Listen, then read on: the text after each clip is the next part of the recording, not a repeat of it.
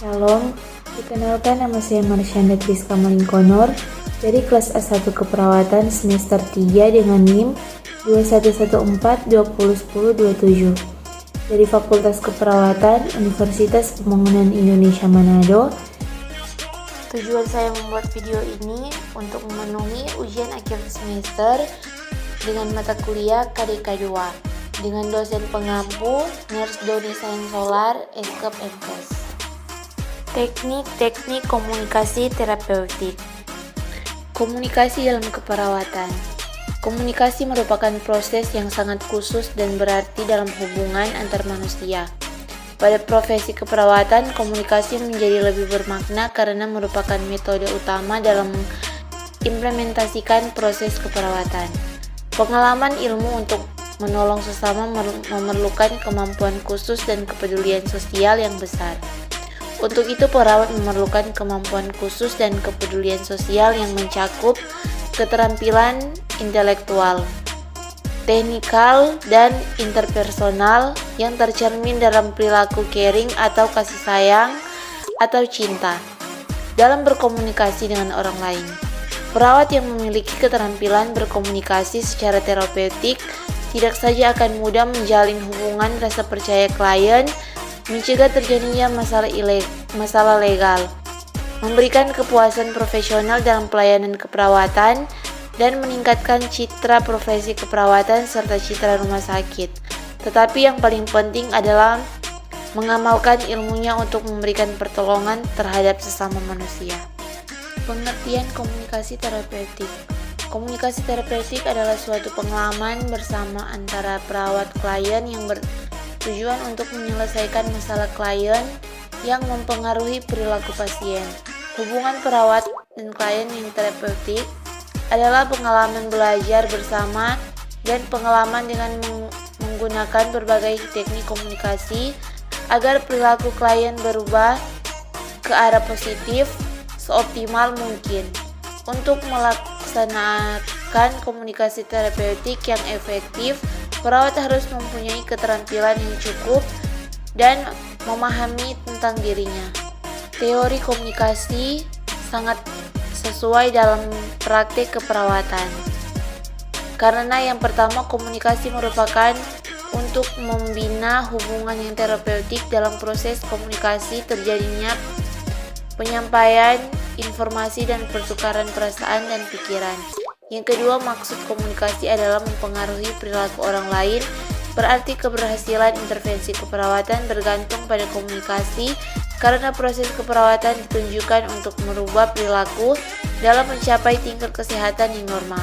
Yang ketiga, komunikasi adalah hubungan perawat dan klien yang terapeutik tidak mungkin dapat tanpa komunikasi. Dalam membina hubungan terapeutik dengan klien, perawat perlu mengetahui proses komunikasi dan keterampilan berkomunikasi dalam membantu klien memecahkan masalahnya. Fase-fase komunikasi terapeutik. Yang pertama, tahap persiapan atau prainteraksi. Tahap persiapan atau prainteraksi sangat penting dilakukan sebelum berinteraksi dengan klien. Pada tahap ini, perawat menggali perasaan dan mengidentifikasi kelebihan dan kekurangannya. Pada tahap ini, perawat juga mencari informasi tentang klien. Kemudian, perawat merancang strategi untuk pertemuan pertama dengan klien.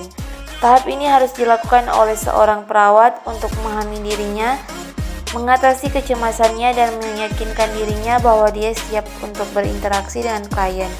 Yang kedua, tahap perkenalan. Perkenalan merupakan kegiatan yang dilakukan saat pertama kali bertemu atau kontak dengan klien. Pada saat berkenalan, perawat harus memperkenalkan dirinya terlebih dahulu kepada klien. Dengan memperkenalkan dirinya, berarti perawat telah bersikap terbuka pada klien, dan ini diharapkan akan mendorong klien untuk membuka dirinya. Tujuan tahap ini adalah untuk memvalidasi keakuratan data dan rencana yang telah dibuat dengan keadaan klien saat ini, serta mengevaluasi hasil tindakan yang lalu. Yang ketiga, tahap kerja. Tahap kerja ini merupakan tahap inti dari keseluruhan proses komunikasi terapeutik. Pada tahap ini, perawat dan klien bekerja bersama-sama untuk mengatasi masalah yang dihadapi klien.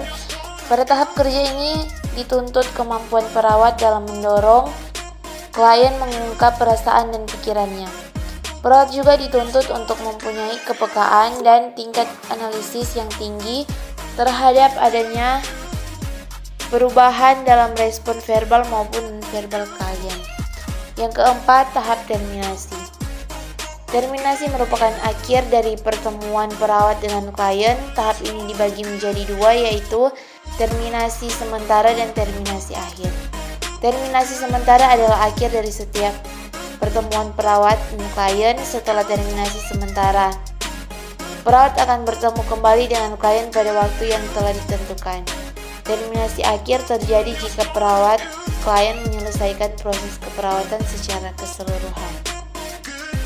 Faktor-faktor komunikasi terapeutik.